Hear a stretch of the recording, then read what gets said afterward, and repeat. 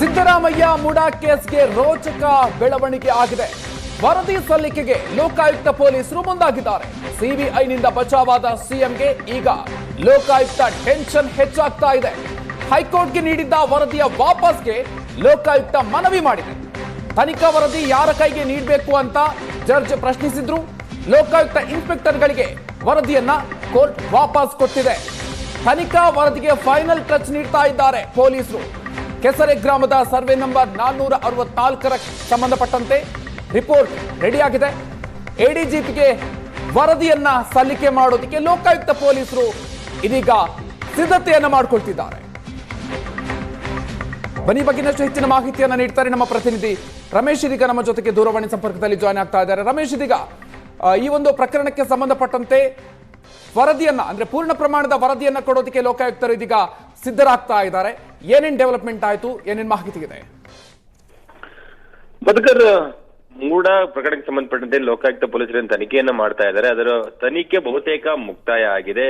ಈಗ ಹೈಕೋರ್ಟ್ ನಲ್ಲಿ ಸಿಬಿಐಗೆ ವಹಿಸಬೇಕು ಅಂತೇಳಿ ಒಂದು ಅರ್ಜಿಯನ್ನು ಬಾಕಿ ಇತ್ತು. ಅದರ ಆದೇಶ ನೀಡಿರುವಂತಹದ್ದು ಮತ್ತೆ ಅಂತಿಮ ವರದಿಯನ್ನ ಸಲ್ಲಿಸಲಿಕ್ಕೆ ಒಂದು ತಡೆ ಇತ್ತು. ಆ ತಡೆ ಕೂಡ ತೆರವಾಗಿರುವಂತದ್ದು. ಆ ಹಿನ್ನೆಲೆಯಲ್ಲಿ ವರದಿ ಜನಪ್ರತಿನಿಧಿಗಳ ವಿಶೇಷ ನ್ಯಾಯಾಲಯಕ್ಕೆ ಸಲ್ಲಿಸಲಿಕ್ಕೆ ಒಂದು ಅಂತಿಮ ತಯಾರಿಯನ್ನು ಕೂಡ ಮಾಡ್ಕೊಳ್ತಾ ಇರುವಂತದ್ದು.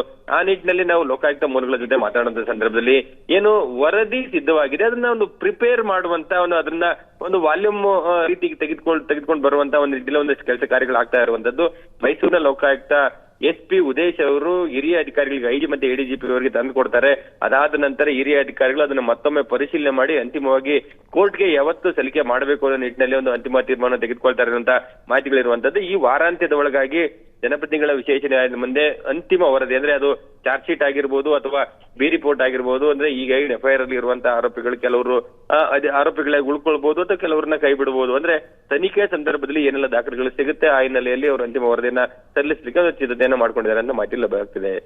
Okay, thank you Ramesh ಡೀಟೇಲ್ಸ್ಗೆ.